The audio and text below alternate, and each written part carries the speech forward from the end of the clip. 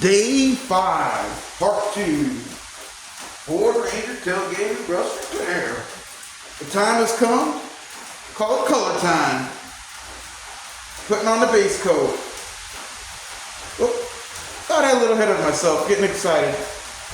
We will be putting on the base coat, but but I just wanted to go over one really quick detail. Before putting on the base coat, I did lay on about 5 coats of primer using a Dupli-Color primer that I've been talking about. Good stuff.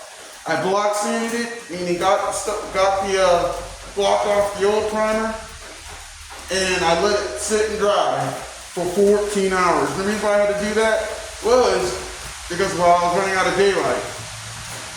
So I'm coming back again, and the final step now is finish sanding that primer. I'm using a 400 grit sandpaper. So I'm just going to do a quick sand, a little bit here. And all this is just knocking off a little bit of the nibs that might be in the paint. And any roughness in the sanding, and any sanding in the primer that might be a little bit of rough and grainy. And additionally, putting on a little bit of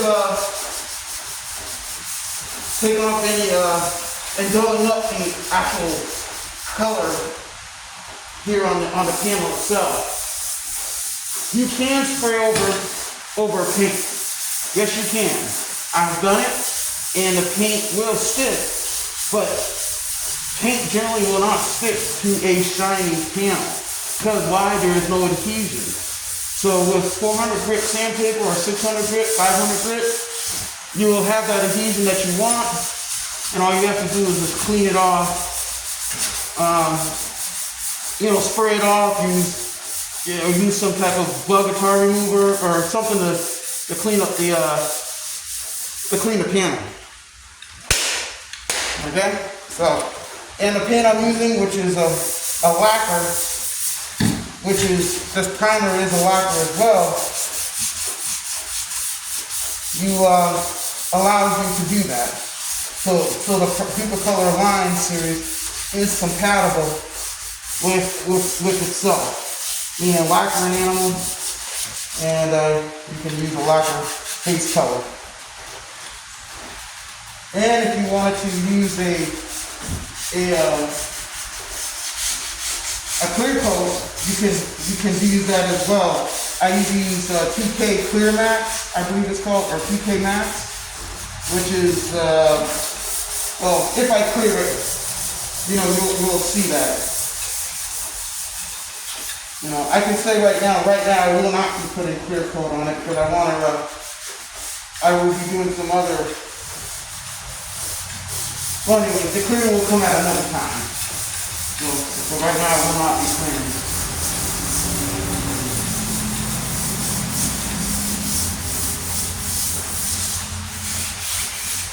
Okay.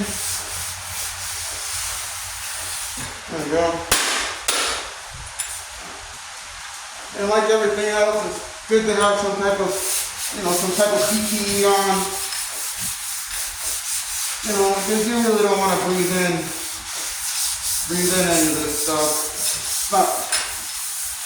You can probably do it for a while, short term, but it's not conducive to the longevity.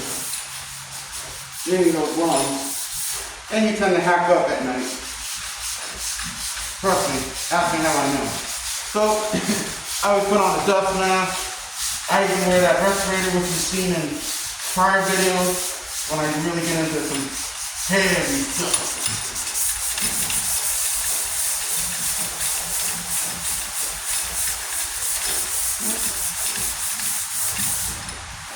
Looking good, feeling good.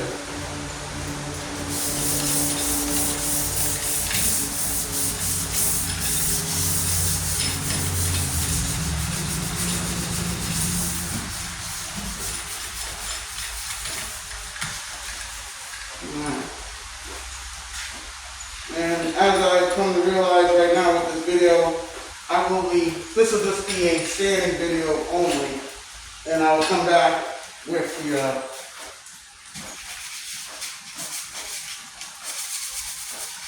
in the next part 3, day 5 part 3, I'll actually go ahead and show some using aerosol painting in part 3. So I'm excited, but I realized I was not there yet.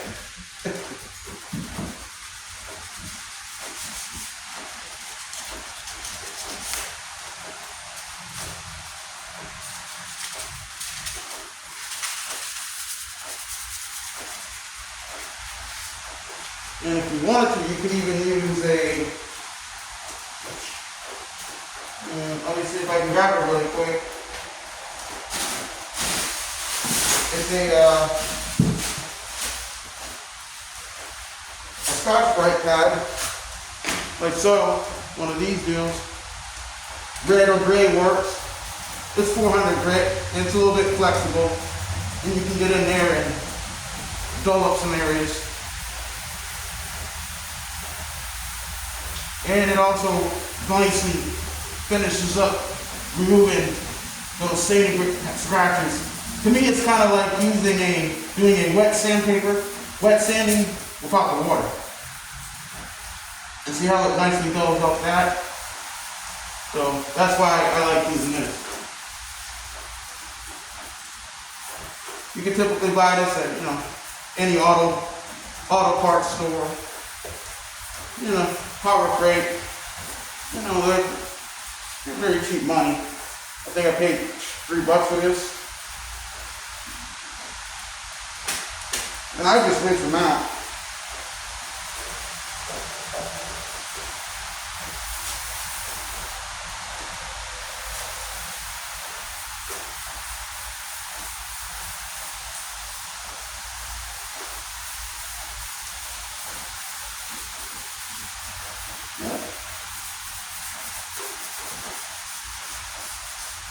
It's going to be nice and smooth when I put on that paint.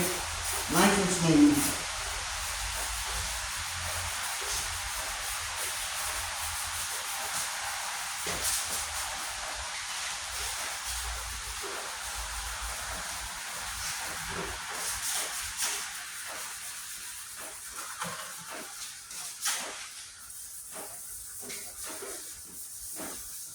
Alright. You could use a black spray bomb can to additionally look for highs and lows in your paint on your primer if need be. What I mean is you use a black spray can and you see that if everything's level and straight for those highs and lows, like the thing I just said. I didn't do that. Hence why I'm just going in all different motions and areas that if I didn't need any type of fill, well,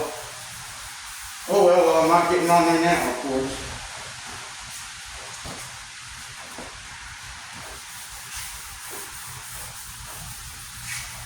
What I just say is try to just have a pattern and be somewhat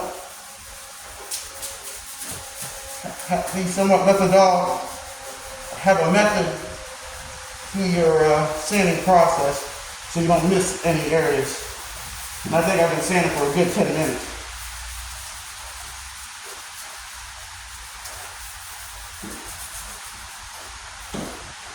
There ain't no rush here.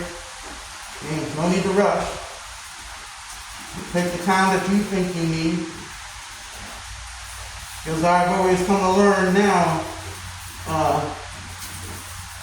prior preparation, better planning, better preparation leads to a very good outcome for the most part. The more prepared you are. So spot here.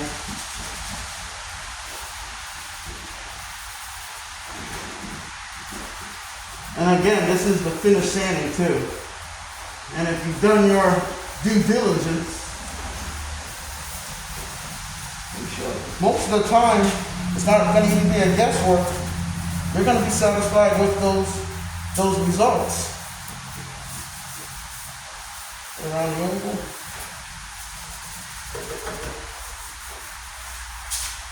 And guess what? If you don't like it, you have the fine pleasure of doing it all over again. Stripping off the panel and getting it right again.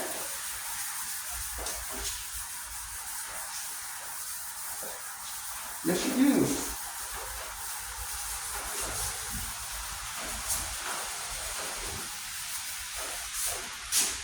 All right.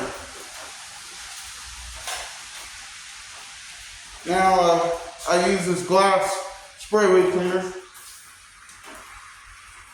It's a good, takes off a lot of oil and prints. It's a, it's a windshield cleaner. I buy this a lot of, typical that Walmart place and some auto body stores. A little bit goes a long way. So then take yourself a cleaner microfiber towel, something to fold it over like so, and just wipe the panel down.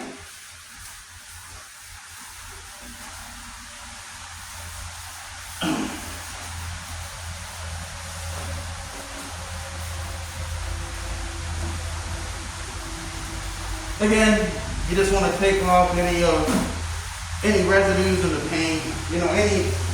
Like I said, a lot of the stuff that I've come to find out when I'm doing is, I call it open air painting. Because I am painting in the open air, no pun intended. Anyway, I cracked myself up. A lot of the stuff that comes from the paint is, yes, it was on the panel if it was there. But a lot of it might have just been in the air to come beginning with. So if it's in the air, it's going to blow onto the panel. Like this stuff here on my cardboard, I'm going to go ahead and shake that off elsewhere. So when I start spraying, it doesn't show up here in the paint.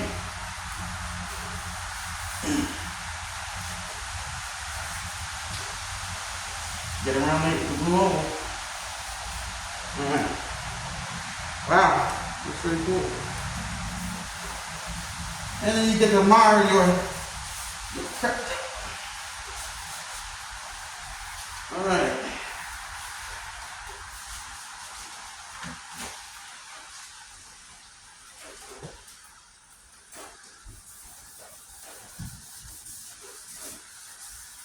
You can use a tack rag, and that will give you, that takes off, that's very good. It takes off a lot of dust. I don't have my tack rag at hand at the moment, so this works just as well.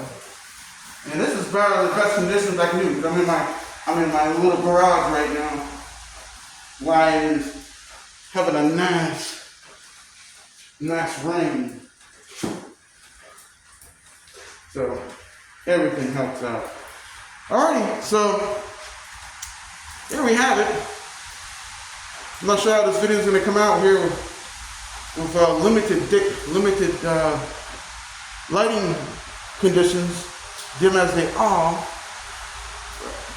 I'll bring you up kind of close to see the primer job, and you can see the work I've done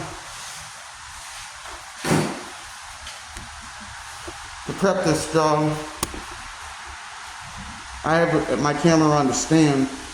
You see, you'll see those little scratches, but I am confident that the paint itself, you won't see you won't see those scratches in the paint, in the base coat, the amount of layers I'm putting on. See?